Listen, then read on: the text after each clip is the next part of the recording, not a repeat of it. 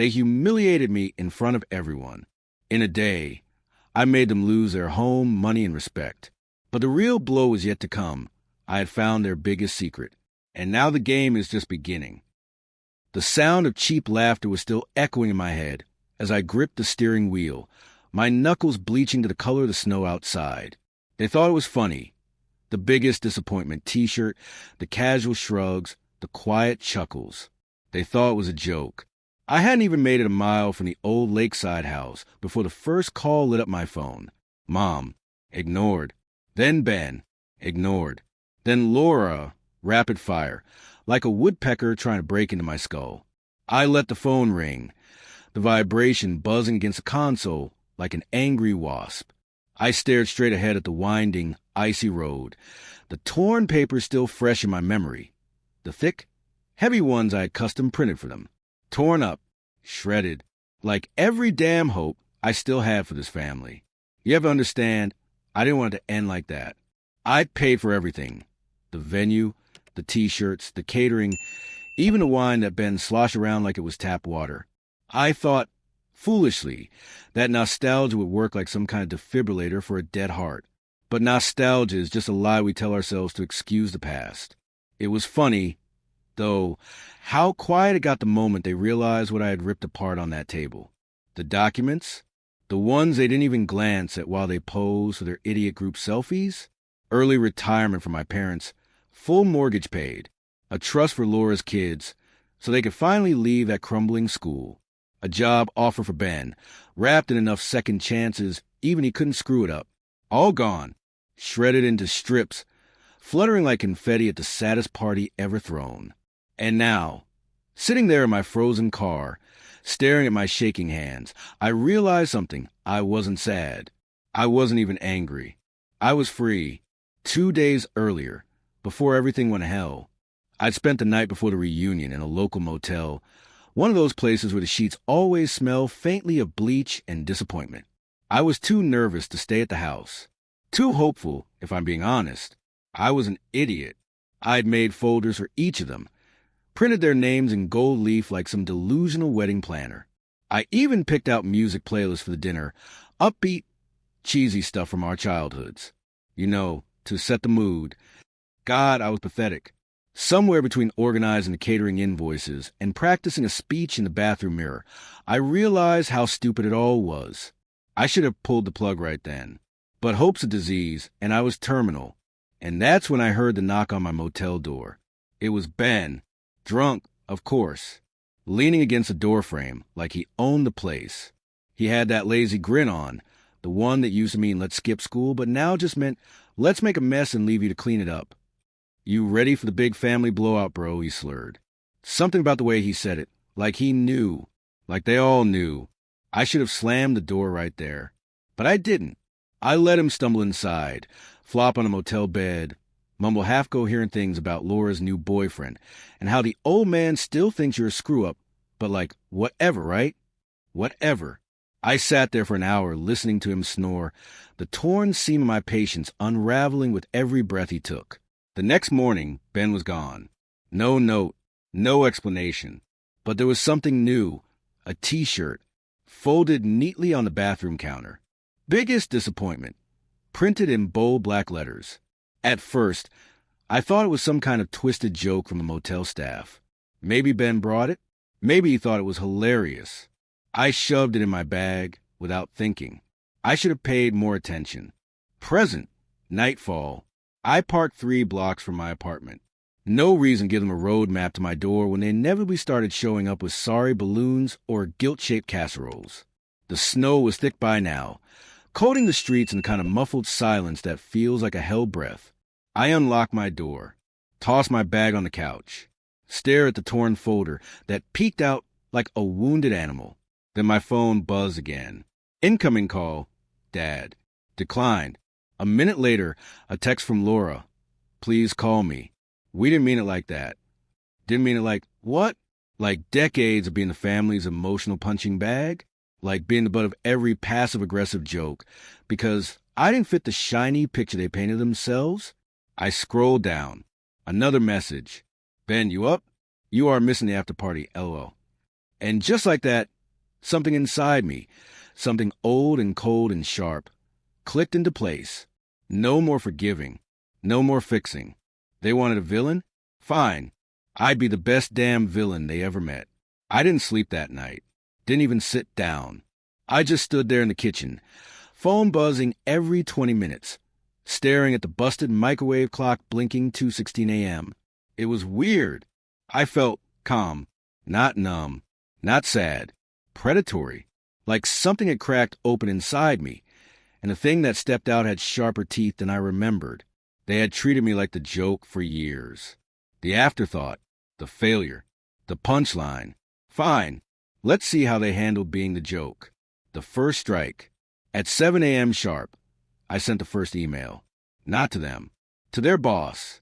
See, Laura's photography career? Funded by some grant she wasn't supposed to be eligible for. Because technically she was already earning too much to qualify. Funny how a few anonymous attachments, screenshot of her real earnings, courtesy of a little digging through family group chats she thought I wasn't reading, can cause an entire grant committee to panic. The subject line of the email? Misrepresentation of income. Urgent review required. And just like that, Laura's shiny new life was about to get real dark, real fast. The second strike. Ben made it too easy. His entire mental health influencer thing? A scam. Fake charities, fake GoFundMes, all in his name. I copied every post, every donation record, and dumped them into a neat little package titled Fraudulent Campaigns, Review for Potential Criminal Activity. I didn't even need to fake anything. It was all real. He was just too stupid to cover his tracks. Hit send and watch the email disappear into the inbox of every journalist who'd ever tag him online. By noon, it would be public. By midnight, Ben would be radioactive. The third strike. And my parents? Oh, for them, I saved the best. They thought they owned the house free and clear after the gift I shredded in front of their faces, right? Wrong. They didn't realize that months ago. I quietly purchased the outstanding tax lien on the property. A little side investment, just in case they needed reminding of who they were dealing with. I waited until after breakfast, then filed a foreclosure notice. The fallout begins. The first call came at 9:04 a.m. Mom. I let it ring. The second call came from Laura's number, but it wasn't her voice. It was sobbing. Actual, messy, heaving sobbing. I didn't answer. At 10:30 a.m., my phone buzzed with a text from Ben. Bro, come on, this is too much, stop please. Too much? Too much? Where was that mercy when they sat there laughing at me in front of a stack of retirement papers I spent months preparing? Where was that kindness when they printed the words biggest disappointment like it was some hilarious little prank? I turned off my phone. Not because I couldn't handle the noise. Because it was getting distracting. I had more work to do. Unexpected twist. The old man's move. At noon, I opened the front door to grab my coffee delivery and almost spilled it all over the floor. Dad was standing there, not in a jacket, not in a coat, in his old ratty work sweater, the one he used to wear fixing up the house when we still pretended we loved each other. He looked smaller, older, frank. He said, voice rough, broken in a way I hadn't heard since Grandma's funeral. We didn't know. We didn't mean it. I stared at him through the crack of the door. No emotion, just a blank, ice-cold gaze. You knew, I said quietly, and you meant it. He flinched. Actual flinch, like I'd slapped him. Please, he said, you're breaking your mother's heart. I tilted my head slowly. And what about mine? I said. He had no answer for that. Just stood there, this hollowed-out man who used to be the towering figure of my childhood, now shaking in the December cold. I closed the door in his face, softly, not slamming it, like lowering a coffin lid. The final blow, the message. At 1:43 p.m., I posted a single public message. Nothing flashy, nothing vindictive, just the truth. I uploaded a photo, the t-shirt, biggest disappointment, printed across it, and underneath it a short caption. Spent my life trying to earn a place at their table. Turns out they reserved me a seat under it. That was it. By 2 p.m., the post had exploded. By 2:15, mutuals were sending screenshots of Laura's crying apology posts, Ben's desperate DM explanations, my mom's frantic comments trying to spin the story. Too late. The blood was already in the water. And for once, I wasn't the one bleeding. By 5 p.m., my phone looked like a crime scene. Missed calls. Voicemails I didn't listen to. Texts that started with please and ended with you're heartless. Even Laura's husband, the guy who once called me the practice kid, sent a sob story email titled, Let's Be Civil. I laughed out loud. Actually laughed. Because the thing no one ever tells you about going nuclear, you don't miss the rubble when you were already living under it. The knock that changed everything. It was almost dark when the second knock came. Different this time. Quieter. Slower. I almost didn't open it. But curiosity is a drug, and I was already high on the chaos. Standing there, bundled up in a cheap coat, holding a brown envelope with trembling hands, was my mother. She looked wrong. The woman who once could freeze an entire room with one raised eyebrow looked like a ghost at the door of a house she didn't recognize. Frank, she whispered, voice catching. I crossed my arms, said nothing. Her fingers tightened around the envelope, like it was a grenade she didn't know how to throw. I came to offer something, she stammered. I raised one eyebrow. No words, just a stare. She swallowed hard, glancing down at her shoes like a guilty teenager. We'll apologize, she said, publicly. We'll say it was a misunderstanding, that we were wrong. We'll even... She held out the envelope. I didn't take it. What's in there? I asked flatly. A settlement, she said quickly. Money, property, whatever you want. Just call off the lawyers. Please. And there it was, the truth, slipping out in a desperate, ugly tumble. This wasn't about love. This wasn't about regret. This was about survival. They didn't care about me. They cared about the image, the gossip, the friends and neighbors who were already whispering, already pointing. They weren't sorry they hurt me. They were sorry they got caught. The turning point. I leaned against the doorframe, staring at her. You don't get it, I said quietly. You still think this is about money. Her eyes flashed. Just for a second, the old anger, the real her breaking to the mass of regret. You always made everything harder than it had to be, she snapped before she could stop herself. There it was, the real her, the woman who thought love was conditional, who measured loyalty in dollar signs. Who would rather bury her son than admit she failed him?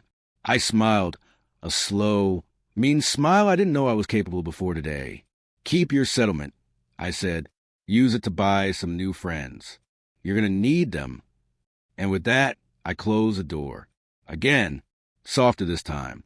Not because I was being gentle, because some endings deserve silence. But then, the twist I didn't see coming. Later that night, when I finally dared check my email again, there was one new message sitting alone at the top of the inbox. No name, no subject, just a single line. You think you know everything. You don't. You missed something huge. Attached was a file, password protected, anonymous sender. And somehow, instinct told me this wasn't from my family. It was from someone else. Someone who had been watching all along.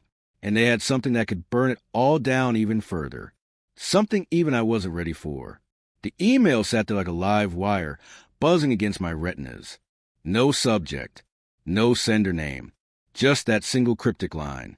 You missed something huge.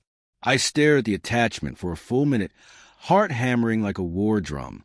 I should have deleted it, should have shut the laptop, should have ignored the pit gnawing in my stomach. Instead, I typed a password. The first one that came to mind, the only one it could be, disappointment. Click. Access granted. Inside the file, it was a video. Grainy. Low-res. Security cam footage. At first, it was hard to make anything out, just a snowy street, headlights blurring the screen, figures moving in the shadows. Then the angle shifted. It zoomed in. My family. Outside some cheap diner 2 towns over. Ben, Laura, my parents, all huddled in the parking lot, laughing. Not the awkward, nervous laughter they wore when the cameras were on them. Real, raw laughter. And then, over the howling wind, I heard it. My name. God. Frank's face when we gave him the shirt. Ben cackled, clutching his stomach. I thought he was going to cry on the spot. Laura snorted. We should have filmed it, Dad said, shaking his head like I was a dumb animal. He felt bad about kicking. Then Mom chimed in, voice dripping acid. Maybe now he'll finally stop thinking he's better than us. The others roared with laughter like hyenas tearing into a carcass. That's when the camera panned slightly, and I saw someone else standing in the corner, filming them, not laughing, not smiling, filming, and I recognized him. Jake, my cousin, the one black sheep worse than me, the one they never invited to holidays, the one they thought was too broken to even pity. Jake, who apparently decided if he was going to be an outcast, he'd burn the village on his way out. The other attachments. There were more files, screenshots, email threads, plans. They had planned it, the whole thing. The fake family dinner wasn't just a spontaneous explosion. It was organized, calculated. An intervention, they called it. An intervention to put Frank in his place. Because apparently me succeeding, me trying, was a threat. Because in their twisted little world, ambition was betrayal. The final message. At the bottom of the email, Jake had typed just 5 words. Now do what they deserve. And that's when the new plan was born. I wasn't just going to let them stew anymore. Oh no, they wanted a loser? They wanted a villain? I'd show them a villain they'd never forget. I started making calls. I booked a lawyer. I refiled paperwork I had been holding back. Nasty little time bombs buried in real estate clauses and tax disputes. I bought a P.O. box in another town. I emptied the savings accounts they didn't know I still had access to, the ones I'd built when they begged me to just temporarily be a co-signer on their projects. By sunrise, the engine was humming.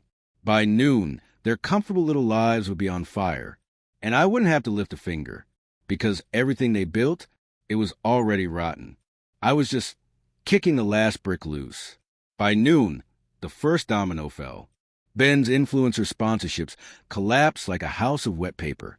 1 minute, he was posting #grindset quotes. The next, brands were yanking their deals, deleting him like he was radioactive. Laura's grant? Revoked. An official investigation opened into her taxes. My parents? A notice slapped on their front door so bright, and read it could be seen from the next street over. Foreclosure pending. Utilities disconnected. Car repossessed. The works. It happened fast, faster than I even thought it would. Because once you open the cracks, you don't have to push very hard. The rot does the work for you. The calls I didn't answer. By 2 p.m., my phone was a constant whine. Laura screaming into the voicemail, voice broken and hoarse. You did this to U.S. You ruined everything. Ben, sounding like he was already half drunk, slurring. Come on, man, we're family. Bro, you don't have to be like this. Mom sobbing. Please, Frankie, please don't leave us like this. We didn't mean it. Dad didn't call. Of course he didn't. He probably thought ignoring it would make it all go away. The way he ignored every birthday, every graduation, every moment that didn't involve his own reflection. Good. Let him sit in the wreckage. Let them all. The last move, the letter. I didn't want to send it. But some things deserve a final nail in the coffin. So I wrote a letter. Handwritten. No text. No emails. Old school. I mailed it to the house. Well, the house that wouldn't be theirs for much longer. Simple. Straight to the point.